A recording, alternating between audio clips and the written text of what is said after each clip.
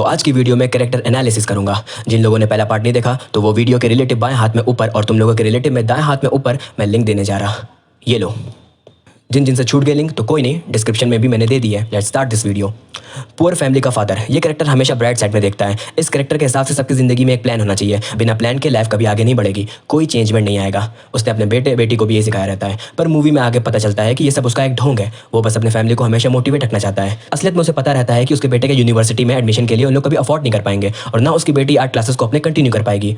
जब इनकी पूरी फैमिली रिच फैमिली के घर में जॉब करने लगती है तब उसकी होप्स काफी ऊपर हो जाती है। तभी बेसमेंट में मिले इंसान को काफी ऐंठ के बोलता है कि तुम्हारे पास कोई प्लान नहीं है, जो कि डायरेक्टली रिफ्लेक्ट करता है उसके चेंज ऑफ एटीट्यूड में कि उसके पास एक प्लान है जो कि चल रहा है और उस बेसमेंट का इंसान अपनी जिंदगी से हार चुका है। साला तो चिकाई का। उसी रात पूरे शहर में हैवी रेन के कारण उनके पूरे घर में पानी हो जाता है। वो बेघर हो जाता है। तब उसको दोबारा अपनी रियलिटी पता चलती है और तब उससे उसका बेटा पूछता है कि क्या प्लान है। तब जाके वो उसे सच्चाई बताता है कि प्लान जैसा कुछ नहीं होता, जो कि सच में ऐसा ही था। He never had a plan, he was just motivating them. Movie के एंड तक की वो बिल्कुल ब्रेक हो जाता है और तब जाके वो बेसमेंट वाले आदमी से ज्यादा रिलेट करता है, क्योंकि दोनों के दोनों सेम लेवल पे होते हैं। दोनों के पास कोई प्लान नहीं था, फॉल्स होप थी, जो कि उसे अब समझ में आया। इसलिए आखिर में वो भी जाके बेसमेंट में रहने लगता है, जो कि मेटाफोरिकली ये है कि उसकी जगह हमेशा से बॉटम में ही थी।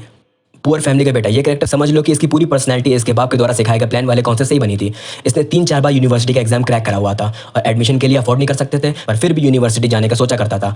इसी ने पूरी मूवी में प्लान बनाया था कि कैसे अपनी फैमिली को रिच फैमिली के घर में लाना है। रिच फैमिली के घर में पहुंचने के बाद भी ये कैरेक्टर काफी ग्राउंडेड था। उसका अभी भी सपना था कि यूनिवर्सिटी जाके और फिर रिच फैमिली की बेटी से शादी करने का।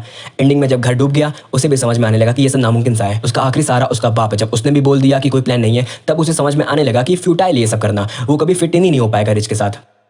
पुअर फैमिली की बेटी, ये कैरेक्टर काफी इंटरेस्टिंग कैरेक्टर है, क्योंकि वो पुअर फैमिली की थी बट रिच फैमिली में जाते ही उसका पूरा एटीट्यूड ही बदल गया। जैसे उसकी पहली एंट्री में she started giving orders even to the already established maid of the house. जबकि उसका भाई जब गया था तो उसे रिच लेडी के प्रेजेंस में उनकी बेटी को पढ़ाना पड़ा था, और जैसे उसके भाई को हाउस लेडी ने कहा था कि वो बाद में उसका फीस बढ़ा देगी, पर इसने जाते ही अपना अमाउंट खुद से मैनिपुलेट करके बढ़ा लिया। She is also very talented in Photoshop and forgery. वो पूरी की पूरी फेक डिग्री बना देती थी।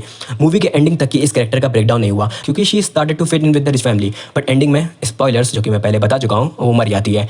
आई don't know if it's symbolic or not कि वो क्यों मरी, बट कोइंसिडेंस जरूर था, क्योंकि पुअर फैमिली में the only person who can fit in is her, और वही मर गई आखिर में। पुअर फैमिली की मदर, इस कैरेक्टर की पर्सनैलिटी से ज्यादा इसका बैकग्राउंड ज्यादा इंपॉर्टेंट है। ये रनर अप थी हैमर थ्रो के लिए। मूवी के शुरू में उनके घर में इसका सिल्वर मेडल दिखाते हैं और बाद में जब घर में रहते हैं तो ये गार्डन में भी हैमर थ्रो करती है। तो जिन जिनको आउट ऑफ प्लेस लगा वो सीन, वो ऐसा नहीं था। अब बारी आई कि इसका स्पोर्ट्स पर्सन होना इंपॉर्टेंट क्यों है, क्योंकि मूवी में ये कैरेक्टर के जितने भी एजाइल सीन्स थे हम लोग को लगा it was just for gags, पर वो सच में इतनी फुर्तीली थी। जैसे कि बिल्कुल सटीक लात मार के औरत को गिरा देना, और लास्ट में जब बेसमेंट वाला इंसान अटैक करता है पार्टी में तो एक इंसान उस पर चेयर मारने के लिए आता है, पर उसे चाकू का स्लैश पड़ जाता है, बट जब ये कैरेक्टर उस पर कूदती है तो उसे इमोबिलाइज कर देती है और तो एंडिंग में यही उसे मारती है। एज अ कैरेक्टर ये ज्यादा ग्रो नहीं करती है, बट हर कोई एक ही तरीके के प्लॉट लाइन से गुजरेगा तो फायदा क्या डाइवर्सिटी का। रिच फैमिली की लेडी, ये सबसे ओवरलुक कैरेक्टर है। इसका कैरेक्टर का पूरा ब्रेकडाउन हम लोग को मूवी के शुरू में लड़के का दोस्त बता देता है। 사모님이 뭐랄까, 사모님이 심플해. 영애는 심플. ठीक है, मैं समझ गया कि शी इज सिंपल, पर ये बताने के लिए म्यूजिक बीच में स्टॉप क्यों हुआ और तो और कैमरा लड़के पर जूम क्यों हो रहा, जैसे कोई अलग ही बात बताने जा रहा। पर मूवी जिसने देखी है वो समझ गए होंगे कि उसने क्यों सिंपल बोला, क्योंकि यही सच है। पर ये कैरेक्टर की डेप्थ तब बढ़ती है जब तुम इससे पहली बार मिलते हो।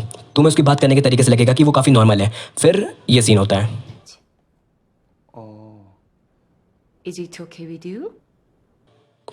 तुम लोगों को पता नहीं, पर मुझे ये औरत कहीं सिंपल नहीं लगी थी। उल्टा एक क्रीपी एटमॉस्फेयर सा पैदा हो गया। फिर जैसे ही लड़का पढ़ा के आया वो औरत दोबारा काफ़ी नॉर्मल बात करने लगी, और फिर पूरी मूवी में एक बार भी उसने ऐसा बिहेव नहीं किया।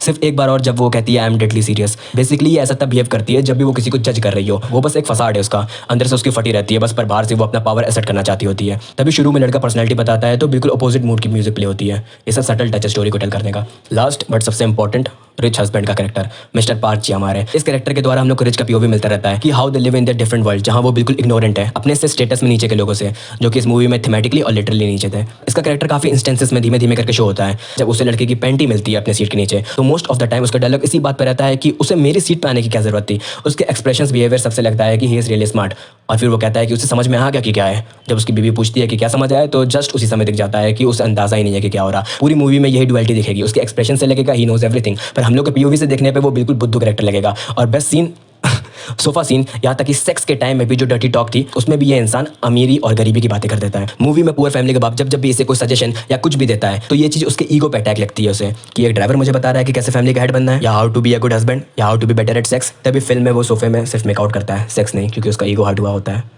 ठीक है, ये लास्ट पार्ट था सोफा का रेफरेंस, अकेले देखना वो सीन। तो ठीक है, इसी के साथ मेरा पार्ट 2 खत्म होता है।